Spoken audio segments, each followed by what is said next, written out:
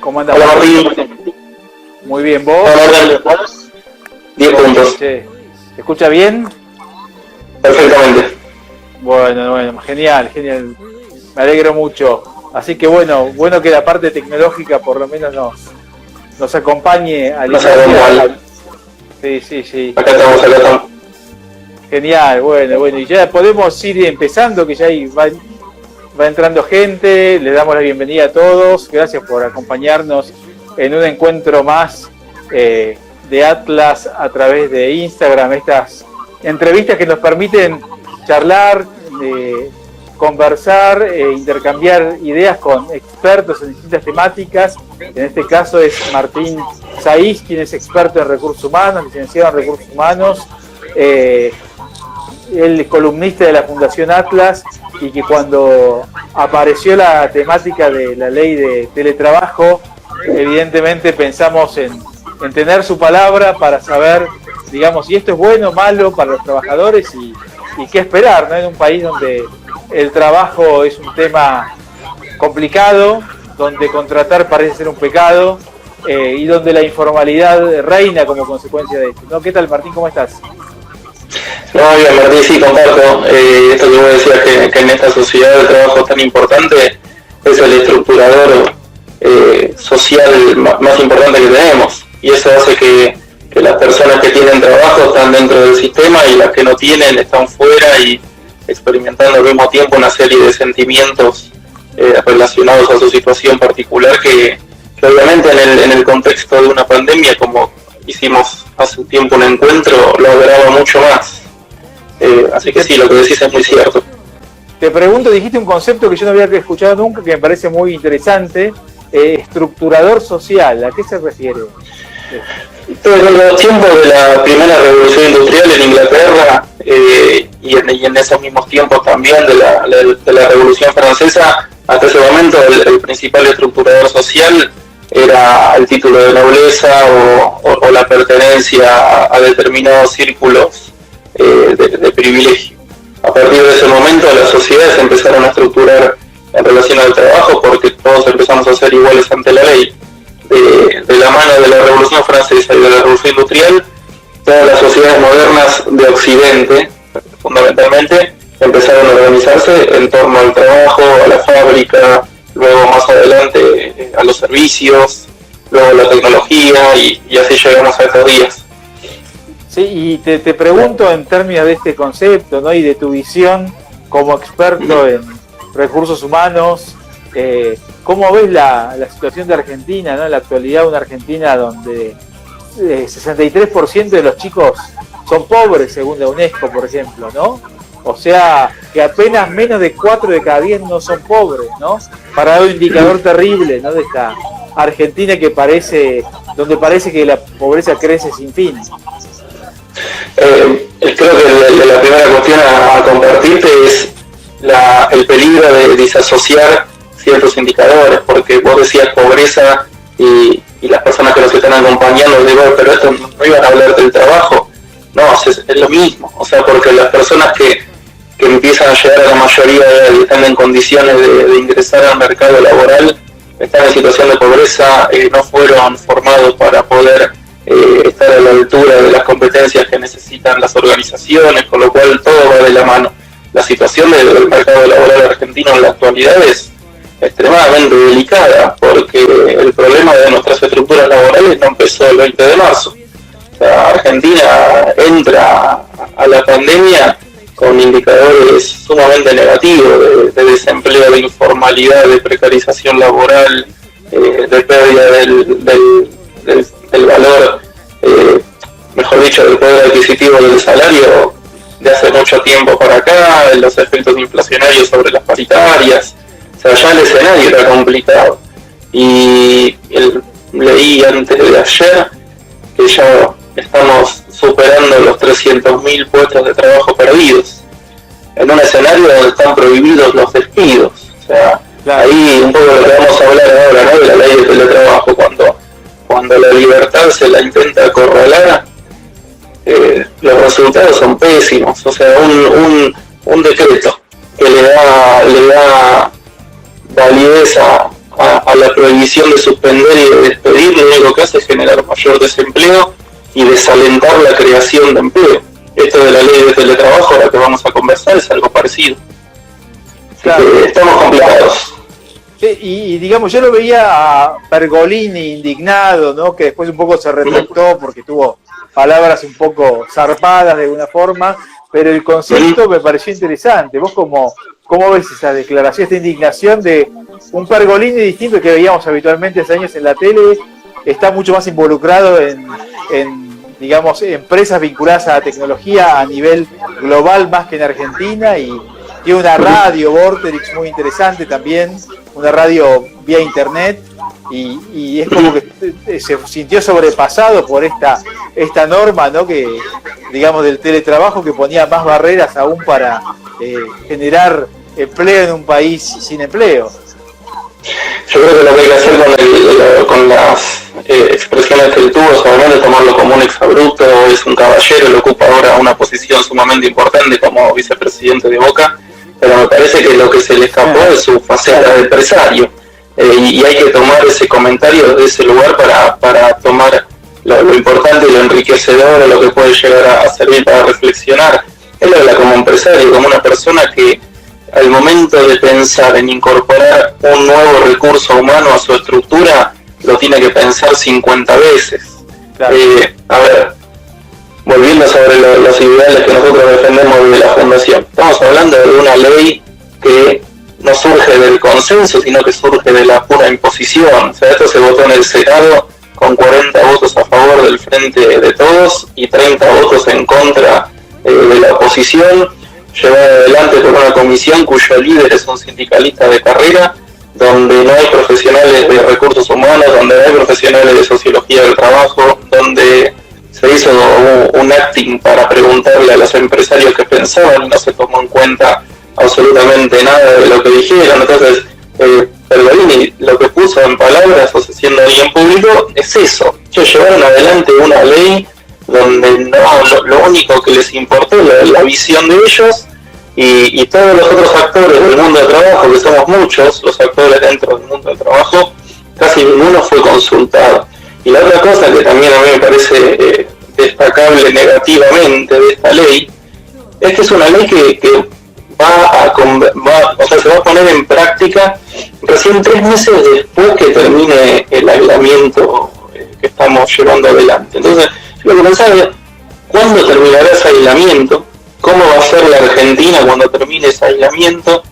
Y recién 3 meses después, ¿cómo será la Argentina en ese momento, para ver si esta ley que llevaron adelante ahora va a ser algo útil? O sea, tal vez este era el momento de poder contemplar algo así, pero patearlo para adelante sin tener certeza cuándo va a ser, también me parece que le puede quitar un brillo dudoso a esta ley, que no va. Otra cosa, Martín, para compartir en relación a esta ley es que, como siempre hablamos, ¿no? y de distintas personas que forman parte de la Fundación, hay montones de artículos para quien quiera leer, que nos esté acompañando ahora. Seguimos generando marcos regulatorios rígidos para nuestras estructuras laborales, que son muy obsoletas. En vez de estar pensando cómo modernizar, cómo flexibilizar de bien entendido, porque muchas veces que nosotros decimos esa palabra y piensan que queremos que la gente gane menos, no, nada que ver. O sea, queremos flexibilizar para que las empresas ganen productividad y podamos ser más competitivos a nivel mundial, que sinceramente no lo somos. Más adelante retomo este tema, ¿no? Pero la semana pasada Estados Unidos, y ya sé que las comparaciones son odiosas, pero Estados Unidos, en el medio de esta crisis, que la semana pasada anunció que creó 1.700.000 empleos y que bajó el desempleo un 10%. Claro. Y Argentina sale con una ley de teletrabajo para, lejos de, y lo hago un link con lo de Pergolini, ¿no? Porque todo tiene que ver. Lejos de poner una ley para promover la creación de empleo, estamos generando leyes para hacerlo más rígido todavía. Entonces, ahí creo que hay un debate de fondo que que quisiera compartir con vos y con quienes nos acompañan, porque cada vez que sale una ley laboral, yo creo que esa es la primera cuestión a analizar. ¿Es una ley que sirve para promover la creación de empleo en un país con el...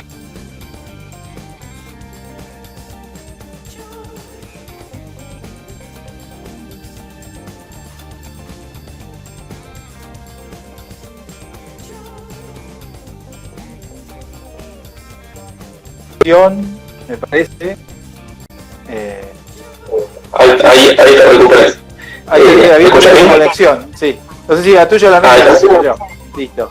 Retomando rápidamente, lo que decía es que cada vez que una ley laboral sale a la luz y se analiza en las cámaras y demás, yo creo que lo que hay que tener en cuenta como primera cuestión es, bueno, es una ley que sirve para promover la creación de empleo en un país que necesita urgentemente que eso pase, o es una ley que viene a traer mayor rigidez a una estructura antigua y que mucho no está ayudando a la competitividad. Creo que es el caso de esta ley. Esta ley no viene a promover la creación de empleo, lo que viene es a desalentar la creación de empleo y en consecuencia la generación de inversiones. Sí, porque aparte... Si te parece, avanza con algunos puntos. Sí, te pregunto en este contexto, ¿no? Que, digamos, en los últimos meses de COVID en Argentina y en el mundo, pero incluso en Argentina, un país tan golpeado, tan que enfrenta tantas dificultades, hemos visto cómo el sector privado se ha adaptado como pudo y muy bien en muchos casos a sobrevivir y crecer, ¿no? Una parte de la economía estaba más tecnologizada, se adaptó, creció el e-commerce, creció muy fuertemente. Entonces vemos, y a nivel planetario también vimos cómo, digamos, el COVID vino a poner en marcha el casi 100% de tecnologías ya desarrolladas e hizo desarrollar otras, ¿no? Pensemos el caso de, no sé, acabo de antes, un ratito antes de charlar con vos, de tomar exámenes finales por Zoom. Y todas las materias las di por Zoom, por Google Classroom, etcétera, y fue una experiencia maravillosa, ¿no? En muchos casos mejor que las experiencias presenciales. Si bien lo presencial tiene sus pros, ¿no? Evidentemente. Pero, digamos, el mundo está, digamos, celebrando esta tecnología y en todos los sentidos la tecnología aplicada a la productividad y nos lleva a límites insospechados, ¿no? a nivel humano, ¿no? Y cómo la Argentina, digamos, que ya está disfrutando de la tecnología, ¿cómo es que estamos poniendo barreras ante esto?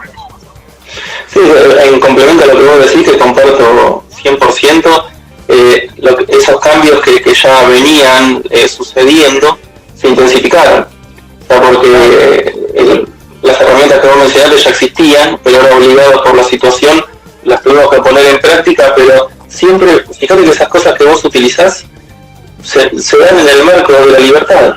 Y acá lo que estamos haciendo es lo contrario. Por ejemplo, hay dos conceptos dentro de la ley que los quisiera compartir. El primero de ellos es la reversibilidad.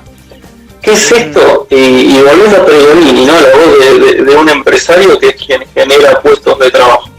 La reversibilidad en esta ley lo que dice es que tenemos un empleado en relación de dependencia que trabaja en su domicilio, ¿no? Pero ese empleado en relación de dependencia va a tener siempre el derecho de preavisar 15 días antes a su empleador que quiere ir a trabajar a las oficinas, ya sea o regresar o ir a trabajar a las oficinas. Entonces, esto, a ver, Argentina, como en muchas columnas o en charlas anteriores hemos compartido, Argentina es el país con el costo laboral más alto de la región, una presión tributaria del 57% sobre el ingreso de la persona.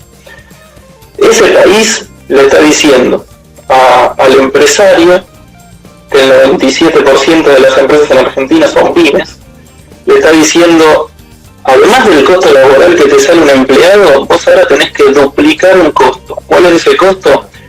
Tenés que tener metros cuadrados a disposición de un empleado que quiera volver a la oficina y además le tenés que pagar el mantenimiento y todas las herramientas que la persona necesite en su casa para poder trabajar. Más desalentador que esto para generar puestos de trabajo no me imagino qué sería. Y algo bien fresquito, hoy el titular de la cartera de trabajo, Moroni, dijo que había que aumentar las indemnizaciones para impedir despidos. O sea, todo al revés. O sea, no sé en qué lugar del mundo él vio esa fórmula de manera exitosa, pero o sea, como que hay toda una concepción contraria a la libertad, que es algo que caracteriza al mundo del trabajo. Y el otro concepto que tiene esta ley, que a mí me genera mucho ruido y me parece polémico, es el tema de la desconexión. En las áreas de recursos humanos desde hace ya muchos años se trabaja y se conversa y se piensa mucho hasta inclusive la imposibilidad que eso pase, porque la realidad en el día a día te pasa por arriba del balance entre la vida personal y el trabajo. Y acá hay una desviación de eso que es el concepto de desconexión, que una persona que trabaja desde su casa va a tener el derecho de desconectarse literalmente y que el empleador no pueda preguntarle o ponerse en contacto con él, obviamente. Eso, la verdad que también me parece que es algo muy rígido, algo poco practicable, algo que va en contra de la naturaleza originaria del teletrabajo, porque cuando se creó el teletrabajo hace muchos años, justamente lo que se intentó, yo lo conversé con dos colegas mucho más grandes que yo que tuvieron esa experiencia primera, se creó justamente para darle libertad a la persona, que la persona desde su domicilio pueda administrar sus tiempos para poder tener una mejor calidad de vida, evitar los traslados desde su casa hasta la oficina o hasta la planta, que eso es una pérdida de tiempo, que no es tiempo productivo ni para el empleador ni para el empleado. Entonces, fíjate cómo la dinámica del mundo del trabajo, algo que en un principio había sido interesante porque dotaba de libertad al trabajador para administrar sus tiempos y trabajar por objetivos,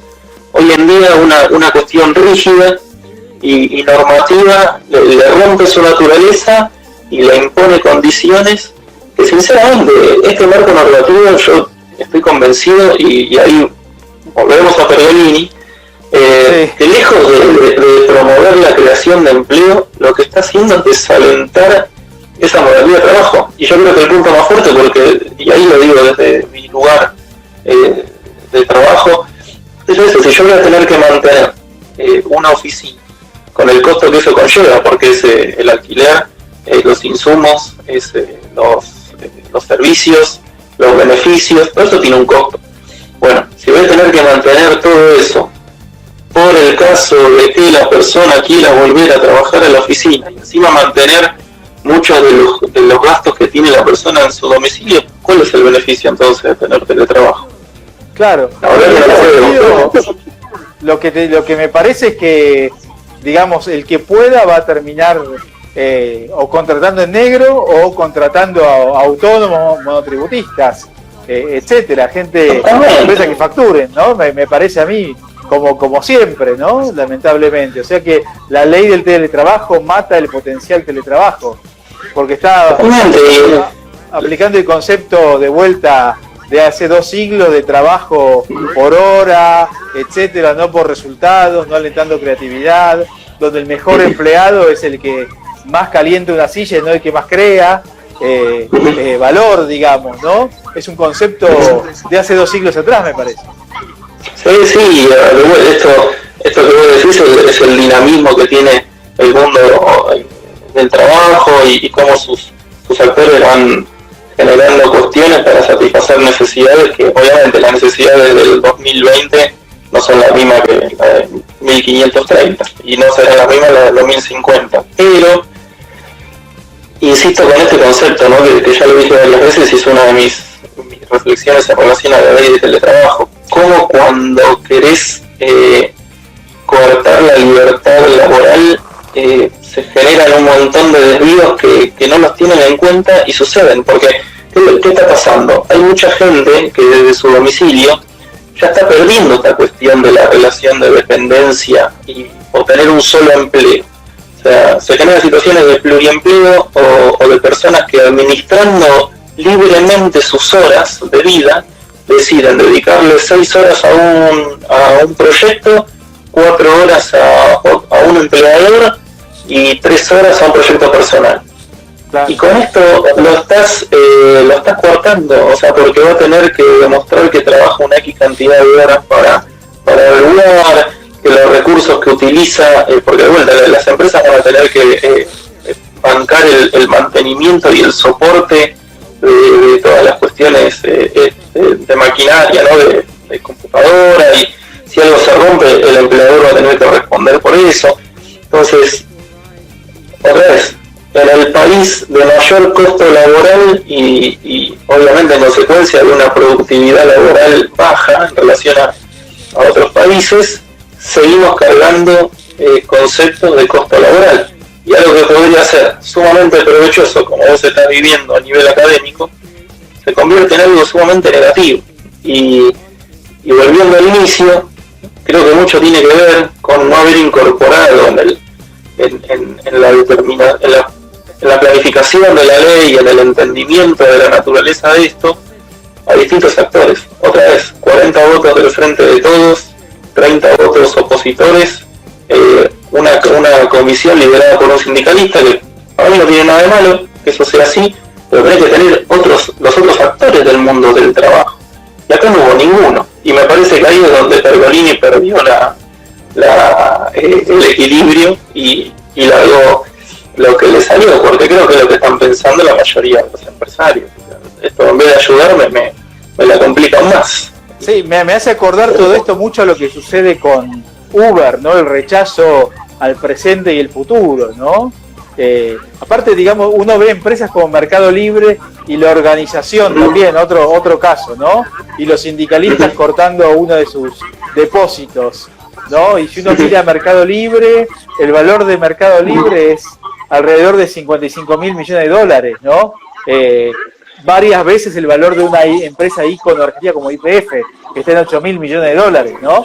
Y los sindicalistas como elefantes, ¿no? Que quieren impedir que el futuro, que es el presente, se haga aparte, ¿no? Cómo nos ha cambiado la vida Mercado Libre, algo tan simple, Mercado Pago, no quiero hacer publicidad nada, pero de hecho hoy compré una resma de papel y por Mercado Libre lo hice, digamos, ¿no? Y encontrar la mejor, más barata, te la traen a tu casa, tenés el vendedor que tiene mejor historial, y todos damos lo mejor de nosotros en este marco.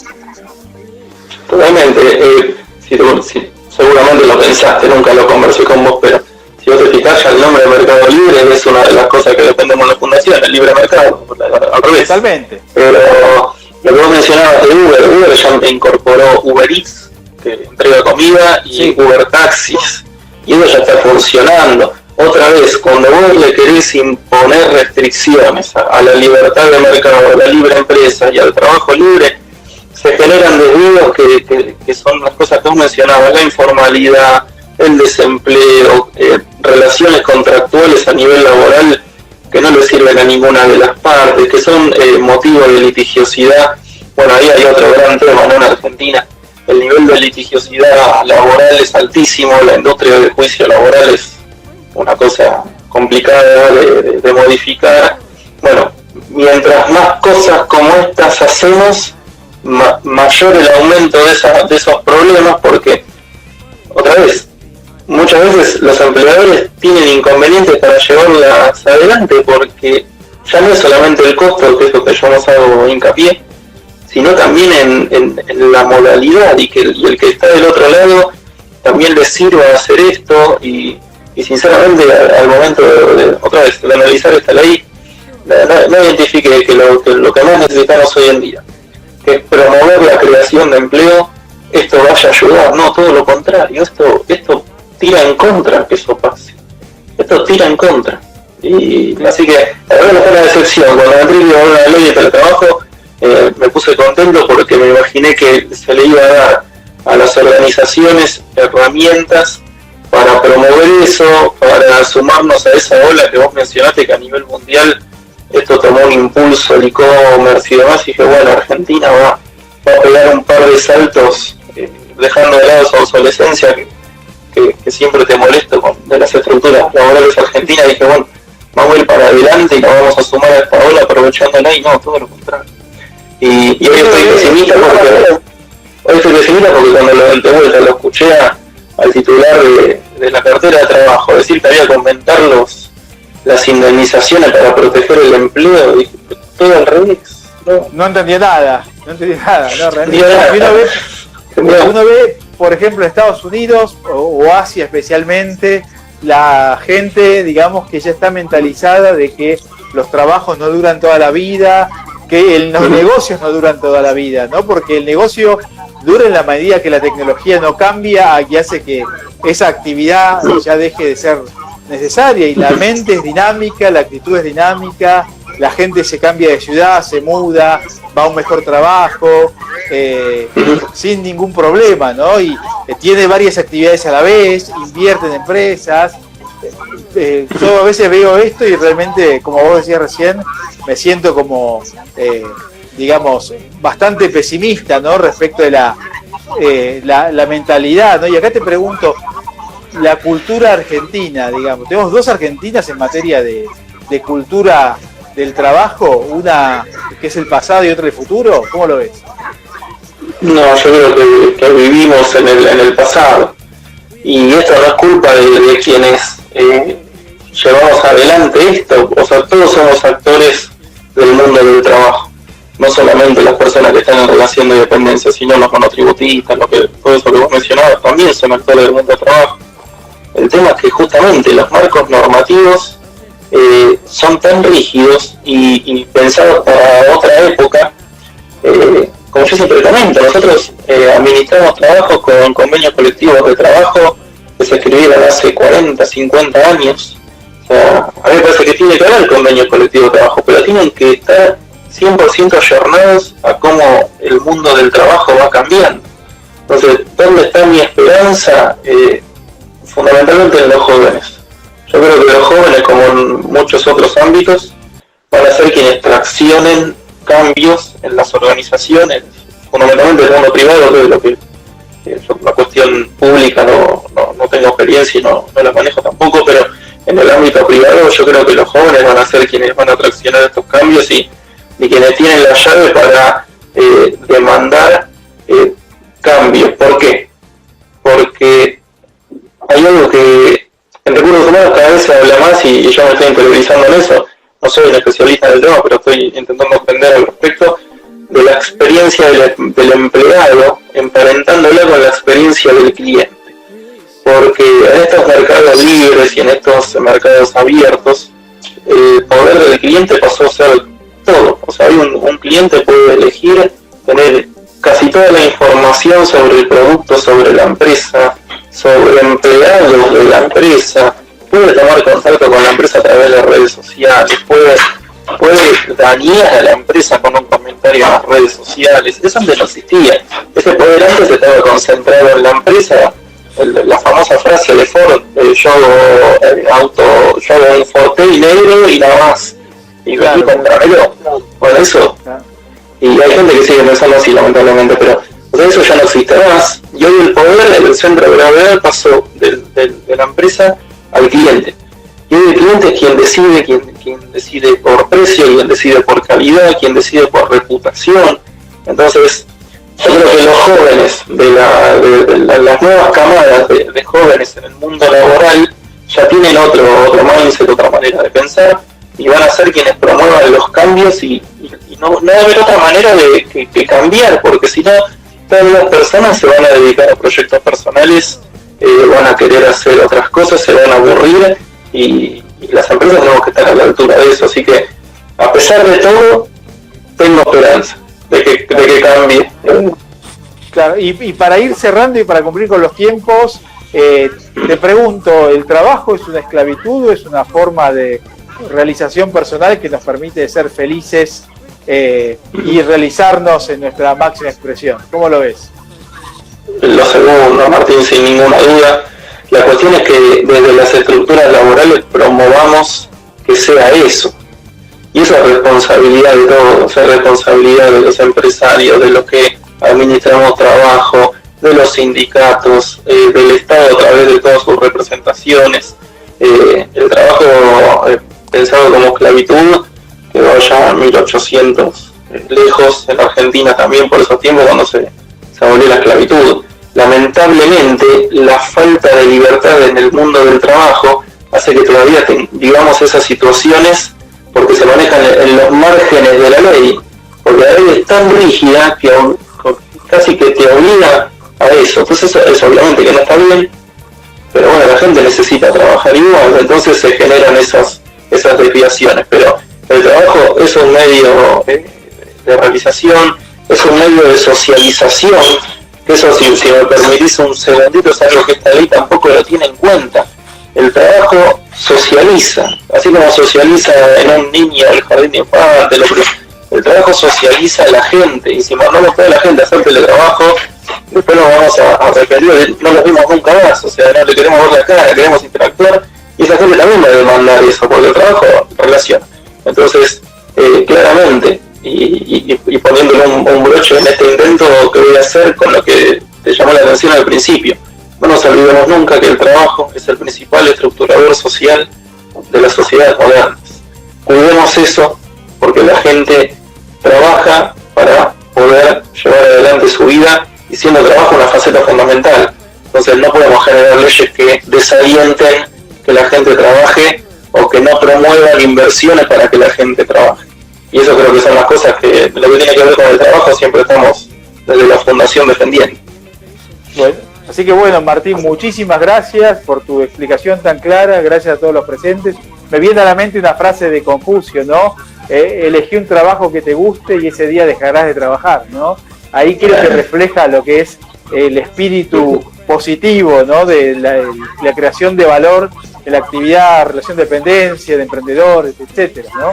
O sea, algo muy lejos de la visión marxista, ¿no? Del trabajo como explotación. Así que bueno, Martín, muchísimas gracias. Gracias a todos los que están acá y presentes. Y este video lo invitamos a que lo compartan con sus amigos. En segundos va a estar disponible en Instagram. En algunas horas va a estar disponible en YouTube. Así que también lo van a poder compartir. Y te invito a dar unas palabras finales, Martín. Lo que quisiera hacer es invitar a los que nos están escuchando por primera vez, invitarlos a la página web de la Fundación, donde un montón de gente todo el tiempo está compartiendo sus artículos relacionados a la libre empresa, al libre mercado. Pensamos un montón en ese espacio y también hay una oferta educativa por demás interesante. Ahora hay un seminario de Hayek, si mal no recuerdo, digo bien. Que pueden inscribirse. Yo soy alumno y es muy enriquecedor sumarse a esas iniciativas también. Así que los esperamos en la Fundación. Así, bueno, muchísimas gracias, Martín, nuevamente, gracias a todos los presentes y nos seguimos viendo en un próximo encuentro a través de Instagram Live. Abrazo grande. Gracias.